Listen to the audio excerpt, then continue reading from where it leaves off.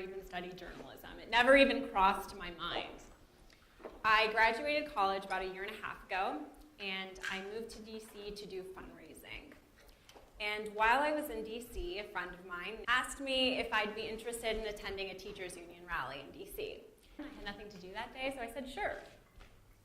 So I went to the protest, and I spoke to the people at the rally, and then I heard Matt Damon was there. So I obviously wasn't going to pass up an opportunity to talk to Matt Damon, so I went up to him, and we got in a bit of a heated exchange. It was a bit of a confrontation. As you can see, he looks like he's ready to smack me in the face.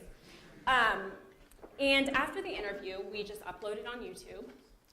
And then the next morning, I woke up, and I was a journalist. I was on the front page of every website I went to.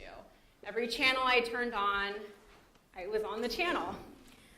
It was a really interesting experience. Anybody can become a journalist. So after the Damon altercation, I said to myself, yes, of course, I can become a reporter. I made this 3-minute video, and that's when I realized that that's what I wanted to do. I wanted to continue to create these short, viral videos and have an impact on what people in my country were talking about.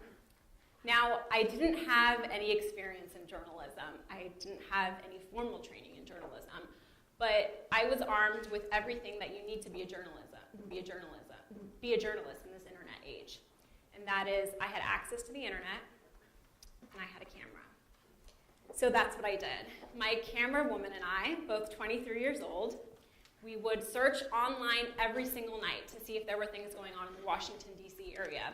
And we would just show up at the event with a camera. And needless to say, it's very difficult to capture a real or anything remotely truthful moment. And so we would corner people in the halls of Congress, show up there and confront them about their political hypocrisy. Or we would find out where all of those fancy cocktail parties are in Washington, D.C. We would get all dolled up and show up with our camera and confront movers and shakers, politicians, media icons. Film them and upload this on YouTube, or we'll upload them on the internet. And we'd sit back and watch as these videos would get millions and millions of hits. We'd see the networks covering these little videos that we just made ourselves. Two girls who didn't have any experience in journalism. Now I'm going to show you one video. It was taken during the height of the Occupy Wall Street movement. I went down to New York City for the protests, and in this video, you'll see an NYPD officer getting a little aggressive with me. But the point of the video is to show you the type of mentality and the way in which citizen journalists are able to succeed. He shoved me up against the taxi. The police just shoved me down. All right? I wasn't even doing anything. All right? That's what's happening. That's what's happening. Did you record that? We need to put this on Facebook.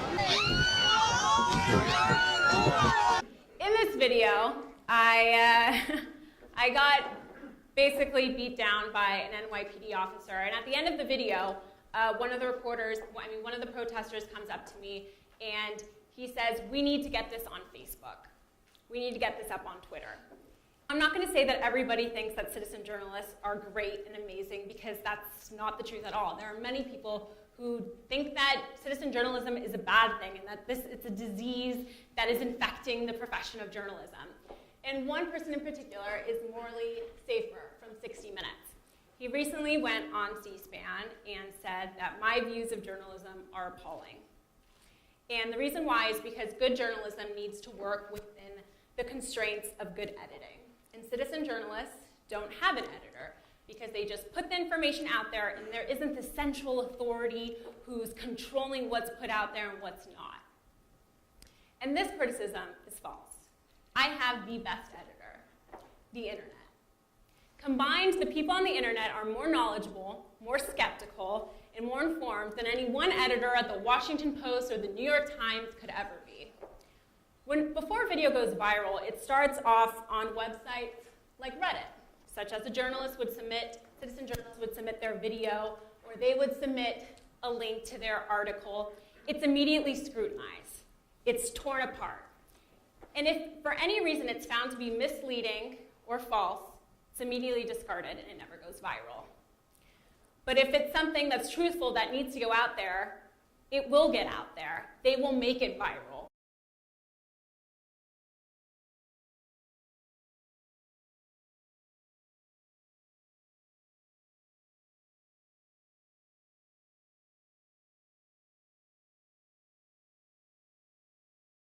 So the people who are my editors are you guys. It's the internet. You guys decide what is worthy of going viral, what is worthy of going to the masses. And you guys are the best editor because combined you all are much better than any one person could be. And so also, citizen journalists provide clarity. So you're probably wondering, well, what does this mean to me? How does this affect me? Well, you have the ability to become one of the loudest voices in the media. A year and a half ago, I was just a girl who just graduated from college at Pepperdine and was moving to DC to become a fundraiser. So my question for you is, do you have access to the internet? And if you do, then you have access to have a powerful voice in the media. You have the ability to have a voice just as loud as the New York Times, just as loud as the Washington Post, and you have the opportunity to change the political conversation in your country. You just have to use it. Thank you.